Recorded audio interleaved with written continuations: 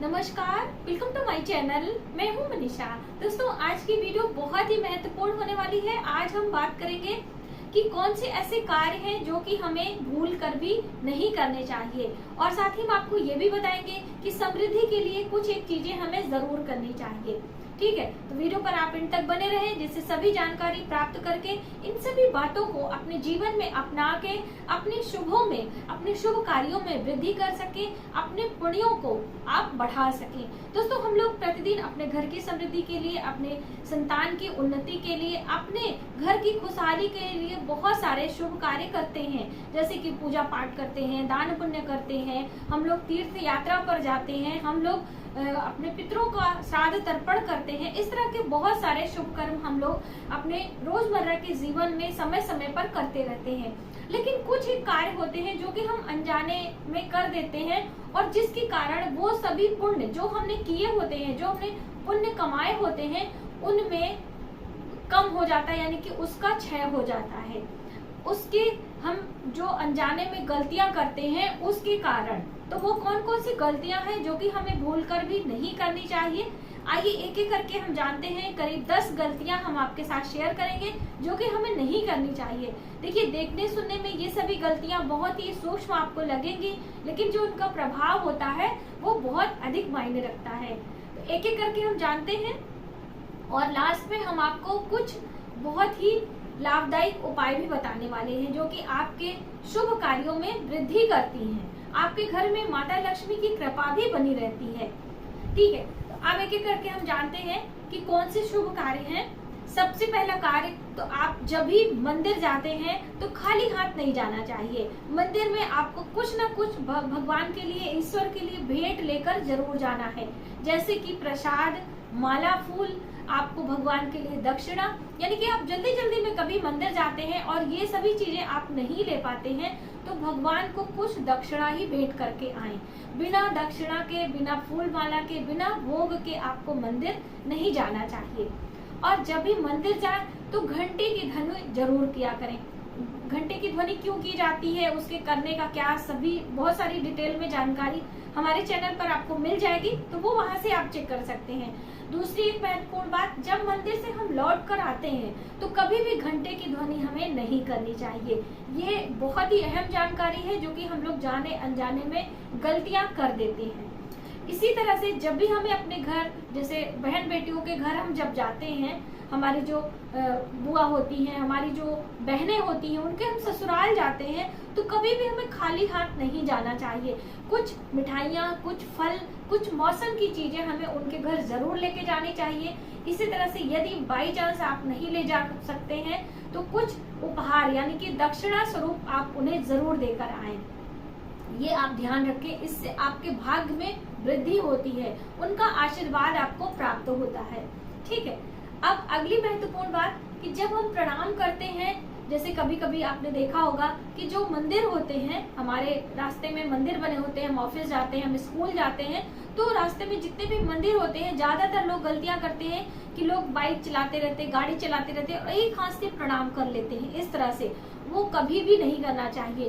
प्रणाम हमें हमेशा दोनों हाथों को जोड़कर ही करना चाहिए, ये हमारे लिए शुभ होता है। इस तरह से प्रणाम की मुद्रा होती है। तो यदि आप इस तरह से नहीं कर सकते हैं, आपका वो है, तो आप सिर्फ अपने मन में ईश्वर का ध्यान करके प्रणाम करते हुए निकल जाएं, लेकिन कभी भी आपको इस तरह से एक हाथ को उठाकर प्रणाम नहीं करना चाहिए। दूसरा, इसी तरह से जो व्यक्ति सोता हुआ रहता है, जो व्यक्ति शयन कक्ष में है, उसका आशीर्वाद आपको उसे जगा कर लेना चाहिए, या फिर आप नहीं जगा सकते हैं, दूर से मन में उसका आशीर्वाद ले ले, लेकिन उसको सोते हुए चरण स्पर्श नहीं करना चाहिए है। यानी कि मरने के बाद लेटे हुए व्यक्ति का ही हम स्पर्श करते हैं, चरण स्पर्श करते हैं। इसीलिए किसी भी लेटे हुए व्यक्ति का आप कभी भी पैर ना पड़े, यानी कि चरण स्पर्श ना करें, ये दोनों के लिए शुभ नहीं होता है। इसी तरह से दोस्तों, जब भी आप कभी मंदिर जाएं तो मंदिर के प्रांगण में, जैसे मंदिर का प्रांगण होता है, उसके आजू बाजू बहुत सारे पेड़ पौधे लगे होते हैं, बागवानी होती है, तो हम सारे लोग बहुत सारी गलतियां करते हैं कि वहां बैठकर विश्राम करते हैं, कुछ देर मंदिर के प्रांगण में बैठने का भी विधान है। तो वहाँ बैठकर हम लोग फालतू की बातें करने लगते हैं, यानी कि एक दूसरे की चोरी चुगली या कोई निंदा आदि आप करने से बचे। इससे भी हमारे पुण्य में क्षय होता है। तो ये तो आप सभी को पता है कि आपके घर कोई भी भिक्षा लेने आता है, कोई भी भिखारी आता है, तो उसे आप खाली हाथ न जाने दें। कुछ न कुछ उसे भोजन, आहार या फिर दक्षिणा जरूर देना चाहिए। इसी के साथ में कुछ एक महत्वपूर्ण चीजें हैं जो कि आपको अपने जीवन में जरूर अपनाना चाहिए। जैसे कि यदि आप चाहते हैं कि आपके घर में सुख समृद्धि बनी रहे, आपके घर में जो आपकी संतानें हैं वह उच्च शिक्षावान हो, उनके भविष्य में कोई भी बाधा नहीं आए, उनका भविष्य बहुत ही उज्जवल हो, इसके लिए आपको अपने पितरों का पूजा अर्चना जरूर करना चाहिए। अब मान लीजिए आपकी कोई कामना है जो पूर्ण नहीं हो रही है, बहुत दिनों से आप प्रयास करके थक गए हैं, ऐसे में आपको पितरों का सहारा लेना चाहिए। पितरों से प्रार्थना करने के लिए बहुत ही शुभ समय सुबह 4 बजे का होता है। 4 बजे से 5 बजे तक का समय जो होता है बहुत ही शुभ माना जाता है। इसे ब्रह्म मुहूर्त के नाम से भी जानते हैं। उस समय हमारे वातावरण में जितने भी चीजें होती हैं जो चलायमान है वो बहुत ही शांत रहती हैं। उस समय पूजा अर्चना ध्यान करने का बहुत अच्छा समय माना जाता है।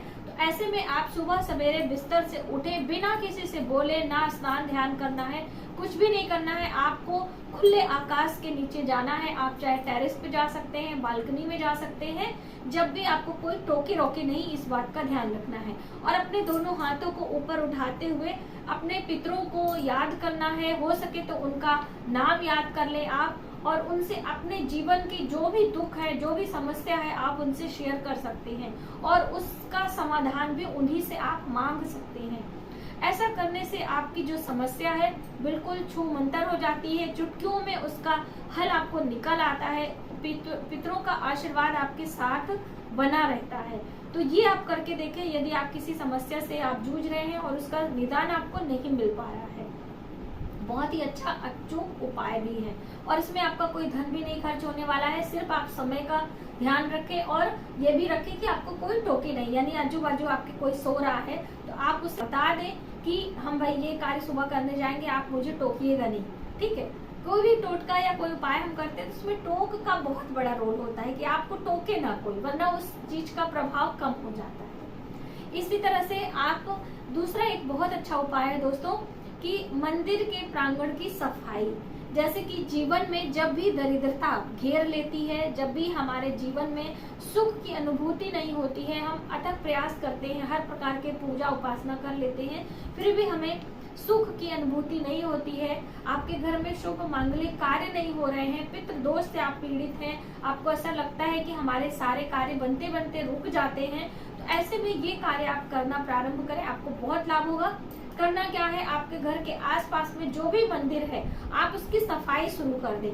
अब ये सफाई सुबह सवेरे करनी होती है। देखिए, अब अपने घर की भी सफाई करने में बहुत सारे लोगों को शर्म महसूस होती है, तो अब मंदिर की सफाई लोग कैसे करेंगे। ऐसे में आपको सुबह सवेरे का समय चुनना चाहिए। इस समय ज्यादातर लोग सोते रहते हैं। आपको अपने घर से बाइक से जाएं, साइकिल से जाएं, गाड़ी से जाएं, किसी भी चीज से आप जाएं, किसी मंदिर की जो सीढ़ियां होती है ना, आपको उन्हें धोना है। अब वहां से आप पानी मंदिर का ले सकते हैं या आप अपने घर से पानी ले जा सकते हैं, जैसे आपको सुविधा हो। मंदिर की सीढ़ियों को धोकर आपको आना है। बस ये कार्य आप शुरू कर दें, गुरुवार से करें तो बहुत ही अच्छा होता है। मंदिर की सीढ़ियों की सफाई या फिर मंदिर के प्रांगण की सफाई आप कर सकते हैं। इससे आपका गुरु ग्रह बृहस्पति बहुत ही शुभ होता है और आपके आने वाले जीवन में जो भी परेशानियां होती है वो स्वतः ही शांत हो जाती है और आपके घर में शुभ मांगलिक कार्य प्रारंभ हो जाते हैं। तो ये करना आप प्रारंभ करें, आपको बहुत ही लाभ होने वाला है।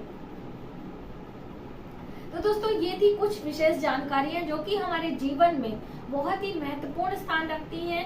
यदि हम इन्हें अपनाते हैं तो हमारे जीवन की बहुत सारी समस्याएं स्वतः ही शांत हो जाती हैं। तो हमें उम्मीद है कि हमारी ये वीडियो आपको हेल्पफुल लगेगी और यदि आपको ये वीडियो आपको थोड़ी सी भी हेल्पफुल लगती है तो प्लीज हमारी वीडियो को लाइक करें, शेयर करें, सब्सक्राइब जरूर करें नई वीडियोस के लिए। मिलते हैं एक नई जानकारी के साथ नई वीडियो में, तब तक आप अपना ख्याल रखें। जय माता।